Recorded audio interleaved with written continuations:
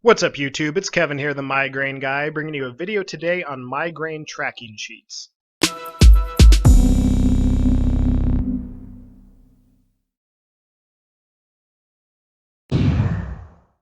So a migraine tracking sheet is a useful tool for you to get a grip on if there's any sort of frequency or regularity to your migraines, as well as kind of charting how well the medications help you, and just some other details that your doctor might be interested in. So migraine tracking sheets work really well when combined with other tracking sheets, both medication tracking sheets as well as diet journals.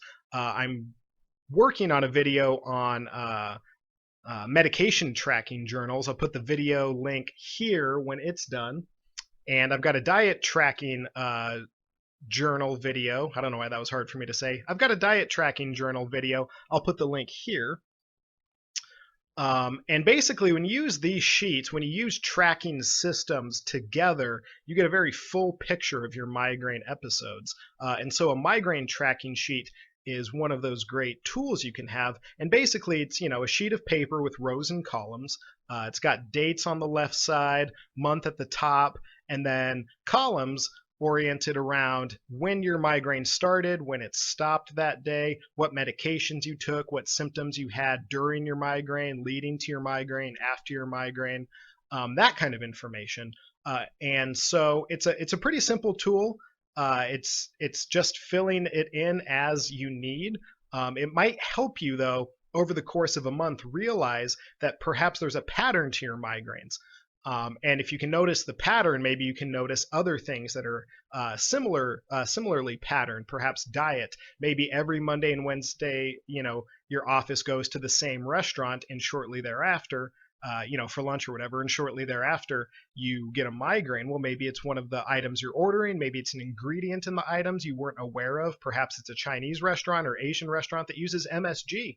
Lots of places still do, and MSG is a known migraine cause. And so just noticing that there are potential patterns to your migraine can help facilitate you becoming aware of it. Because when you're in the midst of a really bad migraine or even a moderately bad migraine, right, it's very difficult to reflect and think, oh, I noticed 2 days ago I had a similar one after eating. No, you're just in the moment. It's painful and it sucks. It's all consuming. And so when you can have the ability, when you're not in a migraine, to look at a detailed and rigorous history, you can begin to notice maybe some patterns. There might not be any patterns. If you're like me, there are almost no patterns that I can see. But it does help to then rule out things, right? If there's no pattern with diet, you can rule out dietary causes. If there's no pattern with sleep schedules, you can rule out sleep schedules. And so this really begins to, be a way in which you can focus your migraine research without having to.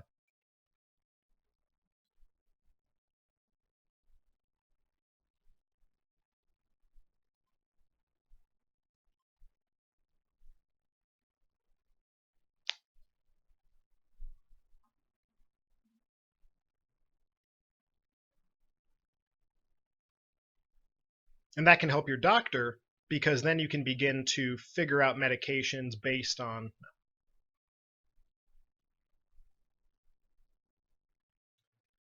What's up, guys? It's Kevin here, the Migraine Guy, bringing you a short video on medication tracking.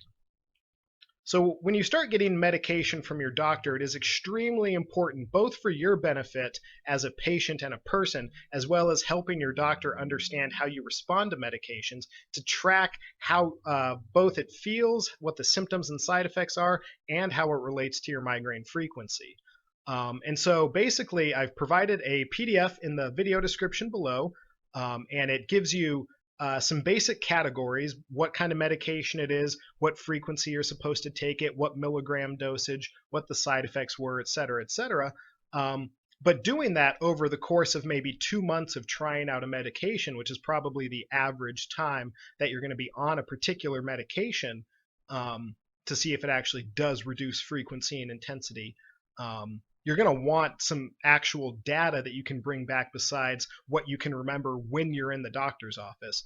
If you're like me, even thinking ahead of time all the things you want to tell the doctor when you get in there with your 8 to 10 minutes with the person, you might, blank on a particular important thing you wanted to get across, and then what, you have to wait another couple weeks before you can get back in to see the doc.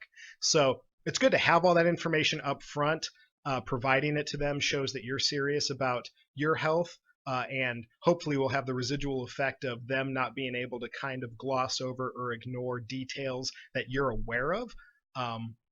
Not that all doctors are bad, but I've had some doctors that just didn't seem to take the migraine frequency and intensity that I was experiencing as seriously as they could. And when confronted about it, kind of did some hand wavy, oh, well, I don't really know the answer to that stuff. And so once you have all the information, you can contrast that with the doctor's approach. And if you're dissatisfied with it, you can talk to them about that or find another doctor. But medications for migraines are very, very hit and miss. A lot of the side effects are very detrimental, almost as detrimental as the migraine itself. And so being aware of perhaps a class of drugs, a family of drugs that you do not respond well to, probably will only come about by very, very intense conscious awareness, very focused attention on what the medications are. And in order to avoid forgetting that kind of stuff, it's good to keep records. So that's why this journal tracking technique is so beneficial. That's the video, just a short one on a tool you can use. To talk to you later, guys. Bye.